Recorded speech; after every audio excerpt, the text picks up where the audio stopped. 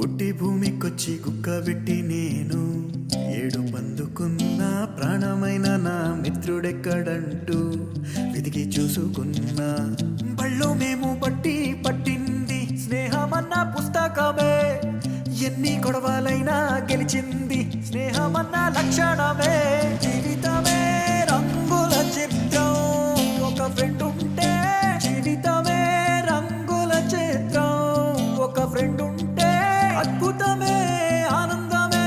వాడుంటే ఎన్ని ఉన్నా గానీ ఏదో కొరతేనే వాడు లేకుంటే.